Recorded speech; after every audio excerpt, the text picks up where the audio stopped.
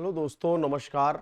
मैं अजय कुमार यथार्थ लर्निंग के ऑनलाइन प्लेटफॉर्म पर आप सभी का स्वागत करता हूं, एवं अभिनंदन करता हूं। मसला है कुछ ऐसा जो विगत 2-4 दिन से जो है वो सुर्खियों में है। उस पे कुछ बातें रखने के लिए हम प्रस्तुत हुए हैं।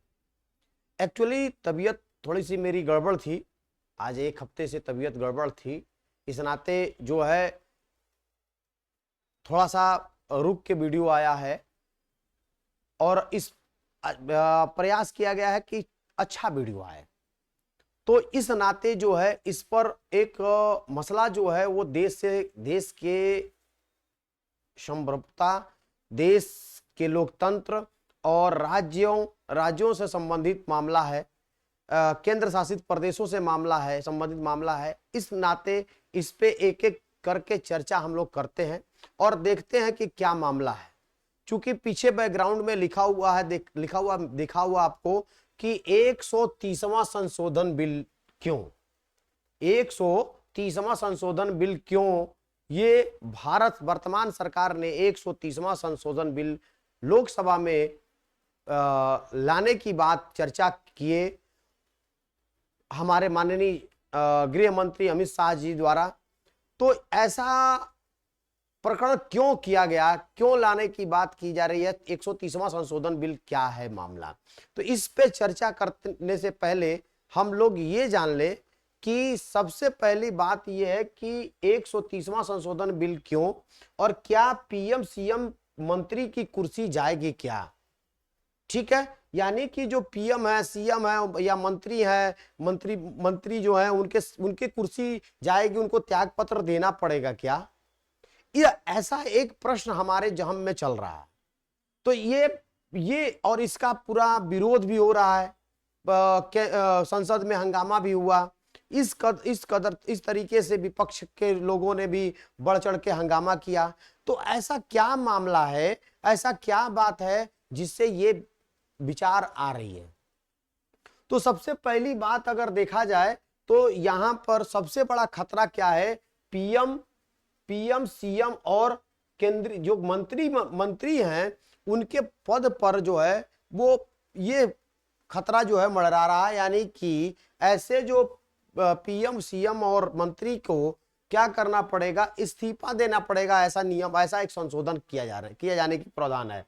तो क्या है मामला, पूरा देखते हैं क्या मामला है। तो देखिए, संसद लोकसभा में चूंकि मानसून सत्र चल रहा है, मानसून सत्र का 21 अगस्त को मानसून सत्र खत्म होना था और 20 तारीख को यानी बुधवार के दिन एक मानसून सत्र खत्म होने से एक दिन पहले अमित शाह जी द्वारा जो है वो एक बिल टेबल किया जाता है और वो बिल जो है वो नाम दिया जाता है 130वां संशोधन बिल 2025।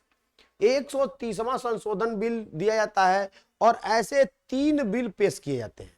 3 बिल जो है वो पेश किए जा रहे हैं लोकसभा में और उसको ये चर्चा का विषय बनाया जाता है कि ये बिल है और टेबल किया गया। टेबल का मतलब लाया गया, रखा गया, उसको बाद में वो बिल लाने की बात कर रही है।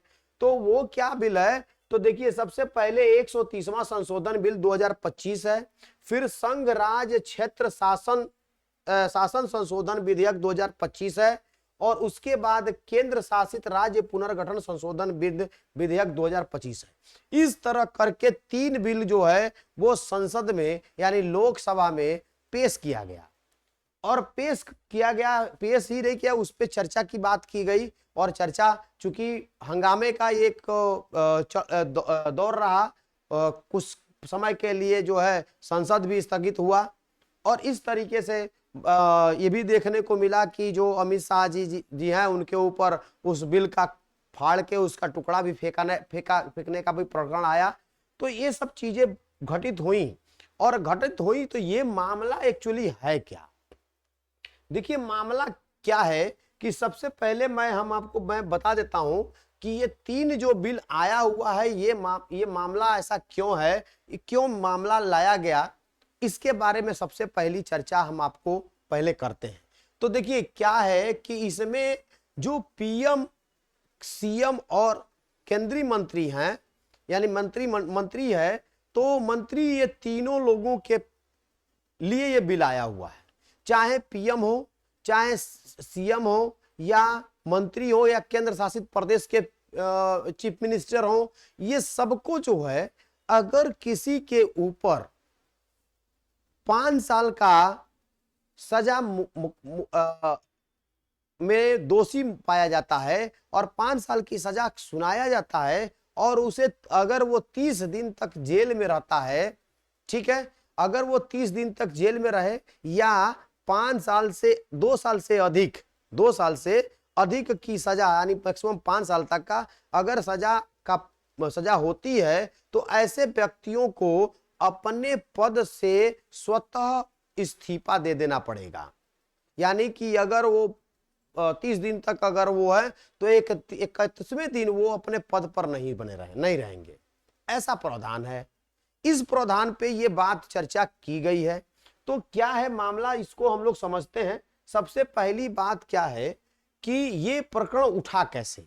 तो ये प्रकरण उठा इसलिए है कि तमिलनाडु में, कहां पे, तो तमिलनाडु में जो डीएमके की सरकार है, स्टालिन जो डीएमके की सरकार है, वहां पर एक मंत्री हैं, वो नाम है उनका बी सेंधिल बालाजी। ये मंत्री जो हैं, वो बालाजी जो मंत्री हैं, ये मनी लॉन्ड्रिंग के केस में क्या है, ये इनका नाम उजागर होता है और ये मनी लॉन्ड्रिंग के केस में होता है, इनके ऊपर एफआईआर लिखी जाती है और ये क्या है कि ये नाम जब आता है तो जो तमिलनाडु के राज्यपाल हैं, क्या नाम है, रविंद्र नारायण रवि, है ना, आर्यन रवि जी जो हैं, ये तमिलनाडु के राज्यपाल हैं। ये इनको पदच्युत कर देते हैं, यानी कि इनसे पद खत्म कर देते हैं इनको, और करने के बाद फिर ये बी सेंथिल बालाजी जो हैं वो सुप्रीम कोर्ट जाते हैं और सुप्रीम कोर्ट में इनको जमानत मिल जाती है। क्या हो जाता है, सुप्रीम कोर्ट में जमानत मिल जाती है और जमानत मिलने के बाद ये फिर आके डीएमके सरकार में और मंत्री हो जाते हैं। क्या हो जाते हैं, डीएमके सरकार में मंत्री हो जाते हैं। तो इस पर जो है वो सुप्रीम कोर्ट जो है वो आपत्ति जाहिर करता है कि भाई क्या मामला है, भाई ऐसा व्यक्ति है और इसको माने ये दोषी दिया गया और फिर जाके सरकार में मंत्री बन गया। तो इस प्रकरण को ध्यान में रखते, चूंकि ये टिप्पणी सुप्रीम कोर्ट का टिप्पणी किए, तो इसको ध्यान में रख के इसको क्या नाम है, एक जो बिल की बात की जा रही है वो बिल लाने की बात की गई। ठीक है, अभी तक तो मामला बड़ा अच्छा है। ठीक है, आप भी सोच रहे होंगे कि यार कानून तो बहुत अच्छा है, क्या दिक्कत है कानून में। अगर ऐसा आ रहा है कोई भ्रष्ट है, भ्रष्टाचार में लिप्त है, तो फिर उसको ऐसा होना चाहिए, नहीं पद पर रहना देना चाहिए। ये बात अच्छा है, बहुत अच्छा है, होना भी चाहिए ऐसी बातों का। लेकिन मामला ये यहां तक नहीं है, यहां इसके बाद एक बात और आती है और कहा जा रहा है कि ये पूरे प्रकरण में कि अगर प्रधानमंत्री, मुख्यमंत्री या कोई भी मंत्री किसी ऐसे क्राइम में अरेस्ट हो रहा है जो 30 दिन हिरासत में है, अगर अरेस्ट किया जा रहा है 30 दिन हिरासत में है, या जिसकी सजा जो है 5 साल या उससे ज्यादा या 2 साल है, 2 साल से ज्यादा या 5 साल तक का सजा अगर अगर होता है, 5 साल में अगर वो लिप्त हो रहा है, यानी 2 साल से क्या है अधिक, 2 साल से अधिक और अधिकतम 5 साल, अधिकतम जो है 5 साल तक का अगर सजा मुकर्रर होती है, अगर वो 30 दिन तक जेल में रहता है, तो 31वें दिन जो है वो स्वतः उसका पद जो है समाप्त कर दिया जाएगा। ऐसा बिल पेश किया गया है। इसमें गृह मंत्री जो है अमित शाह जी ने बुधवार को लोकसभा में पेश किया और इससे संबंधित 3 बिल इन्होंने पेश किया। चूंकि संघ का मामला है, राज्य का मामला है, केंद्र शासित प्रदेशों का मामला है, तो इन तीनों बिलों को अलग अलग करके ये पेश किए और यहाँ पर इस विधेयक के खिलाफ पेश तो इन्होंने किया, लेकिन इस विधेयक के खिलाफ लोकसभा में जमकर हंगामा हुआ। विपक्ष के तीनों बिलों को वापस लेने की मांग हो गई और ये एक तरह से विपक्ष जो संसद है वो नहीं चला, बाधित होता रहा। इस तरह के प्रकरण आपके देखने को मिले।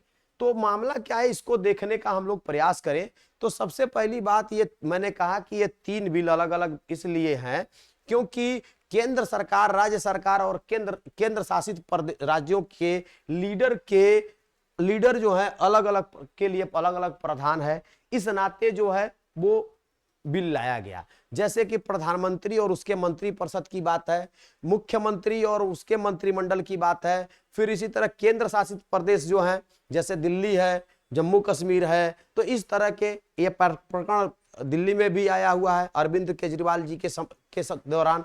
तो इस तरीके से ये बात चूंकि आया, फिर शिबू सोरेन की बात भी आई थी। तो इस तरह का जो मामला है, इस मामला है, इसको हम लोग देखते हैं क्या मामला है। तो देखिए सबसे पहली बात अगर देखा जाए तो ये मामला जो है वो 3 तरह के संशोधन की बात की जा रही है। कितने तरह की? 3 तरह के संशोधन की बात की जा रही है। एक 75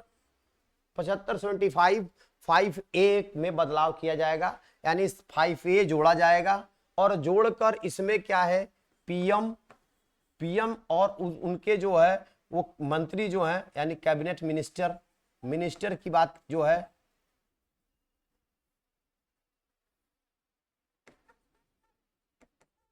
मिनिस्टर जी की जो बात है, तो वहां उसके पीएम के और कैबिनेट मिनिस्टर जो है उनके यानी मंत्री जो है उनसे संबंधित मामला है 75 5A का मामला है।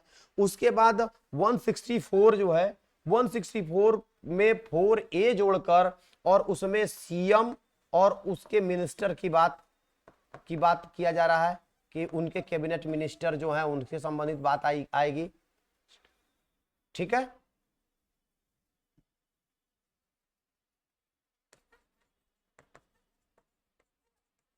ठीक है।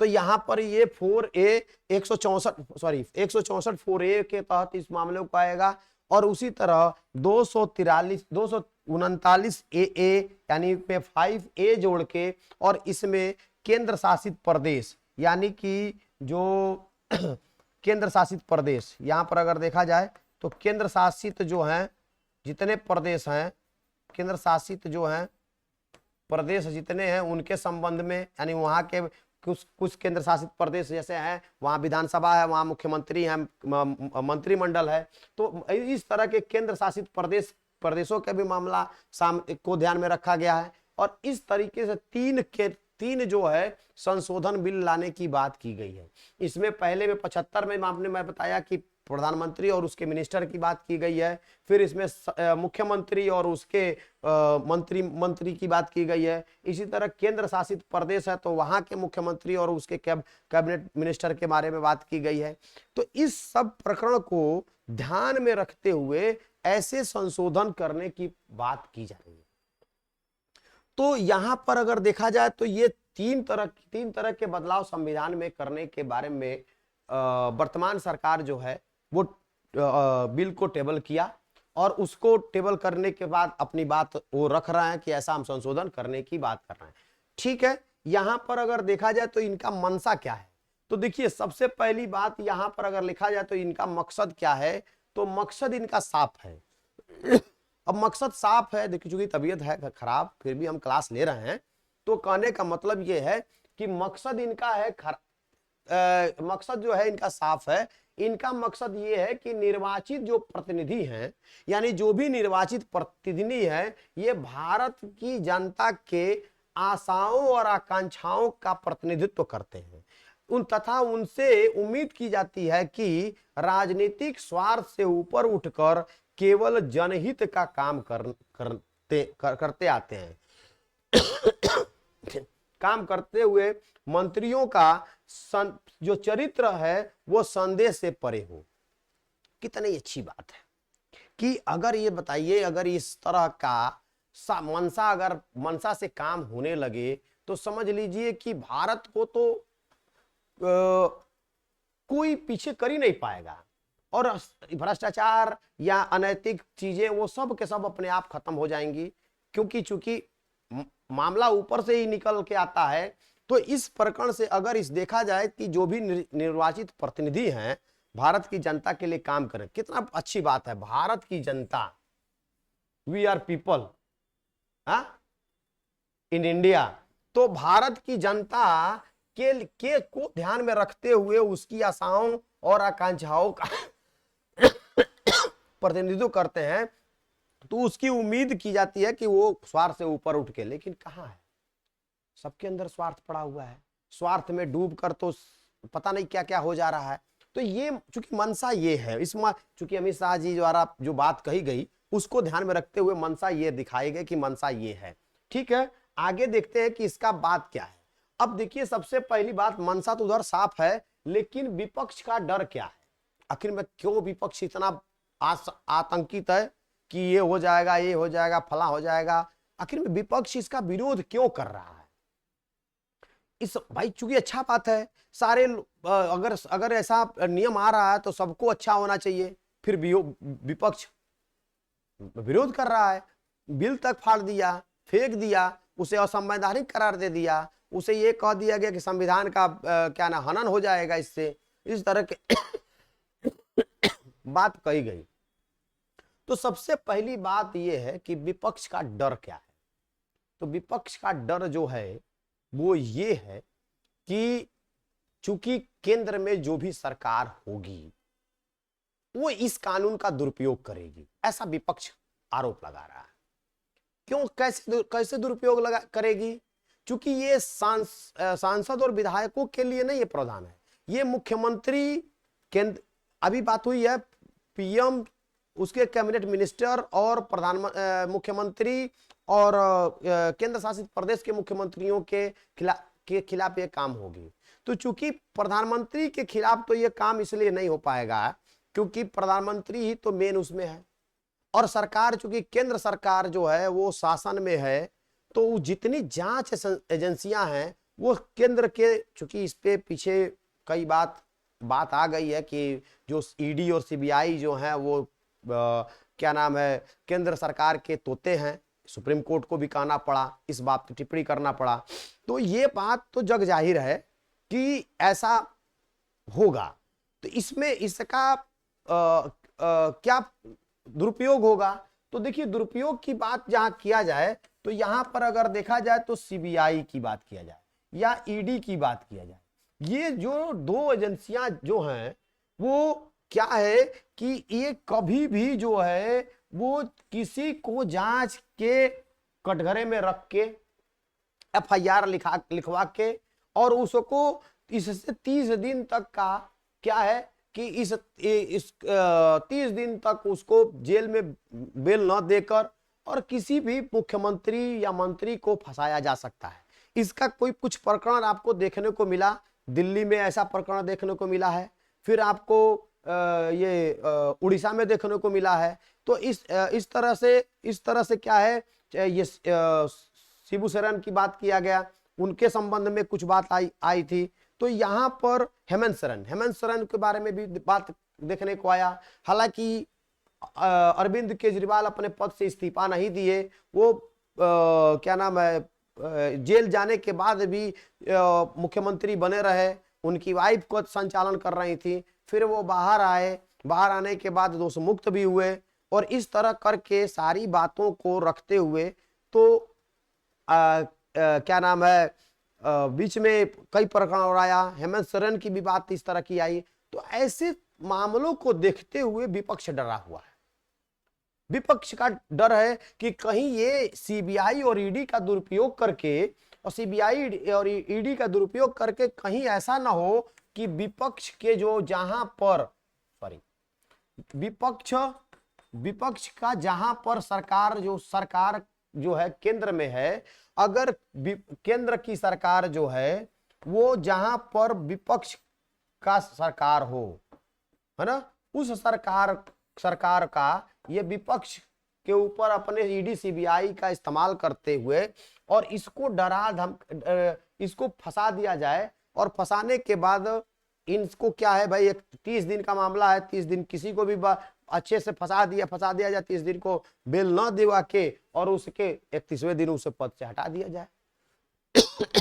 अब भले वो बाद में आके उसको ग्रहण करे ना करे वो बात का है, लेकिन क्या फिलहाल में तो ऐसा तो हो गया ना कि ये तो कहीं न कहीं विपक्ष का डर जो है वो यही है कि सीबीआई और ईडी या इनकम टैक्स के बदौलत इसको क्या है, ये हथियार जो है विपक्ष पर चाबुक चलाया जा सकता है। क्योंकि इसके प्रकरण में आपने देखा है कि बहुत सारे प्रकरण आपको देखने को मिला कि जो विपक्ष जब तक सरकार के खिलाफ है, सरकार के खिलाफ है, अगर वो किसी मामले में लिप्त है तो ईडी सीबीआई उसको चार्जशीट दे देगी, उसको जेल भेज देगी। लेकिन जैसे ही वो सत्ता पक्ष के साथ खड़ा होता है वो क्या नाम है वो दूध का धुला हो जाता है। और इसी तरह यहाँ पर एक विपक्ष के द्वारा एक संज्ञा दी गई, वॉशिंग मशीन की बात की गई है। तो इस तरीके का तमाम आरोप जो है वो विपक्ष लगा रहा है और विपक्ष लगा के और इस बात को रख रहा है कि नहीं ये मामला इस तरह पेचीदा हो जाएगा। इस तरह से इसका विरोध विपक्ष जो है वो कई प्रकरणों को ध्यान में रखते हुए कर रहा है। तो क्या है, अगर विपक्ष इसका है तो विपक्ष के लिए अगर ऐसा कर रहा है तो क्या मामला होगा, तो इसको हम लोग देखते हैं। सबसे पहली बात क्या है कि आगे की राह क्या है। क्योंकि मानसून सत्र खत्म हो गया, मानसून सत्र खत्म होने के एक दिन पहले ये बिल लाया गया और ये बिल क्या पास होगा, कैसे पास होगा, तो आगे हम लोग इस बात को देखते हैं। तो देखिए सबसे पहली बात आगे की राह क्या है। तो आगे की राह ये है कि संविधान के भाग 20 में अनुच्छेद के 368 में 3 प्रकार के संशोधन की बात की गई है। 3 प्रकार के संशोधन की बात की गई है। एक है आपका साधारण बहुमत, जैसे मान लीजिए साधारण बहुमत से कोई काम कर देना, जैसे मान लीजिए किसी परिक्षेत्र का सीमांकन करना है या नाम चेंज करना है, नाम या किसी प्लेस का चेंज करके रखना है तो उसे साधारण बहुमत से पास कर दिया जाएगा। एक होता है 2/3 बहुमत द्वारा। मान लीजिए कोई विधेयक है जो क्या नाम है जिस विधेयक को अगर तो उपस्थित सदस्य जो होंगे वो 2/3 भाग 3 उपस्थित सदस्यों का 2/3 हिस्सा जो है वो करके वो विधेयक पास कर दे। और एक होता है 2/3 बहुमत के साथ साथ राज्य के आधे राज्यों के विधानमंडलों से भी स्वीकृति लेनी पड़ेगी। तो चूंकि मामला ये केंद्र सरकार के साथ साथ राज्यों का भी मामला है, केंद्र शासित प्रदेशों का भी मामला है, क्योंकि वहां पर मुख्यमंत्री, उसके कैबिनेट मिनिस्टर और क्या नाम है केंद्र शासित प्रदेश हैं उसके मुख्यमंत्री और उसके मिनिस्टर्स के मामले हैं। तो इस तरीके से मामला जो है अब यहाँ पर क्या है 2/3 सदस्य के साथ साथ आधे से अधिक राज्यों की भी स्वीकृति लेनी जरूरी है। तो फिर यहाँ पर चूंकि इनका जो है वो राज्यसभा में बहुमत भी कम है इनका, तो इस हिसाब से ये बिल लाने का मकसद क्या है। तो देखिए सबसे पहली बात यहाँ पर है कि अगर 2/3 के विधेयक लेके आते हैं तो सबसे पहली बात ये कि ये स्टैंडिंग कमेटी में जाएगा, यानी कि संयुक्त समिति में जाएगा, संयुक्त संसदीय समिति जो उसको जेपीजी बोलते हैं। तो ये अभी भेज दिया गया और उसमें ये बताया गया कि जब भी ये जो भी अगला सत्र जो होगा उसके पहले दिन, पहला जो सत्र होगा उसके पहले उसकी क्या नाम है वो अपनी रिपोर्ट पेश कर देंगे, ऐसा मांग किया गया है मिश्रा जी द्वारा। लेकिन यहाँ पर क्या है कि भाई अब संसदीय संयुक्त समिति क्या होता है, जेपीजी क्या होता है। तो जेपीजी ये होता है कि लोकसभा और राज्यसभा के जो अध्यक्ष होते हैं वो राज्यसभा से कुछ सदस्य और लोकसभा से कुछ सदस्य मनोनीत करके, मतलब चुनकर, और 31 सदस्यों का एक एक समिति होती है और उसमें सदस्यों को चुन के भेजा जाता है कि किसी विशेष परिस्थिति यानी किसी विशेष विधेयक पर परिचर्चा करके और उस पर अपना रिपोर्ट पेश किया जाता है और वो सरकार जो है वो उसको एक तरह से संस्तुति किया जाता है कि ये आपको मानना है। जरूरी नहीं है कि वो माने ही, लेकिन क्या है कि ये वो अपनी रिपोर्ट पेश करे। तो इसको अमित शाह जी ने तो मांगा है कि पहले सत्र जो सत्र आएगा उसके सत्र से पहले हमको आप दे दीजिए। तो ये सब कहानी अगर ये है तो देखिए, अगर यहाँ पर बहुमत की बात है तो बहुमत सबसे पहले बात है कि बहुमत जुटानी होगी, फिर स्वीकृति लेनी पड़ेगी, तो स्वीकृति लेनी पड़ेगी, फिर रिपोर्ट को भी ध्यान में रखना पड़ेगा। तो इस तरीके से देखते हुए ये बात क्लियर हो रही है कि कहीं ना कहीं ये एक प्रोपेगेंडा क्रिएट करने की बात अभी फिलहाल में ये दिख रहा है कि भाई सरकार कह देगी, भाई सरकार की हम तो चाहते हैं बहुमत लाना चाहते हैं, हम तो ऐसे कानून बनाना चाहते हैं कि जो सबको क्या नाम है, मंत्री पीएम सीएम सबको सबके लिए रहो, लेकिन अभी क्या है, अभी हो नहीं पा रहा है। तो इस तरीके से कहीं ना कहीं अपनी पीठ ठोकने का भी काम चूंकि ये कर रहे हैं। दूसरी बात यह है कि इनकी सरकार चूंकि टीडीपी है, टीडीपी के जो क्या नाम है मुखिया हैं वो चंद्रबाबू नायडू जी हैं, वो भी चूंकि भाई ये किस हैं उसमें स्टेक होल्डर हैं। तो क्या ये उनकी सहमति होगी, क्या उसमें सहमत हो पाएंगे इस बिल से? ये सब बहुत सारा झोल है जिसको आगामी दिनों में देखने को मिलेगा। तो ये सब 130वां संशोधन जो बिल था इसके बारे में ये सब चर्चाएं हैं। अब देखा जाता है कि ये आगे ये बिल क्या होगा, स्टैंडिंग कमेटी में जाएगा, वहां से क्या रिपोर्ट आती है, और रिपोर्ट आने के बाद जो है यहाँ पर वोटिंग की क्या मामला है कि ये विशेष चूंकि बहुमत से पास होना है तो क्या उसमें जो विपक्ष के साथ साथ इनके सहयोगी दल हैं क्या इनके साथ रहते हैं। ये सब बहुत सारी अटकलें हैं जिसको आगे देखा जाएगा कि आगे भी देखा जाएगा कि क्या ये वाकई में इस प्रक्रिया है। लेकिन क्या है कि सब मिला जुला के एक बात है, अच्छा है अगर होता है तो अच्छा है, बट क्या है कि मंशा क्लियर होना चाहिए। ऐसा ना हो कि विपक्ष का जो डर है वो, चूंकि यहाँ पर संभव तो ये है, संभव तो दिख रहा है, चूंकि पीछे का प्रकरण ये दिख रहा है कि प्रकरण ऐसा हुआ है, इस नाते इसमें देखा कि संभावनाएं तो हो सकती हैं, संभावनाएं यहाँ पर आ जाएगी कि भाई ऐसा हो सकता, दुरुपयोग हो सकता है, बट आगे का जो है वो स्थिति साफ हो जाएंगी। तो तब तक के लिए आप मस्त रहिए, स्वस्थ रहिए, पढ़िए। नमस्कार।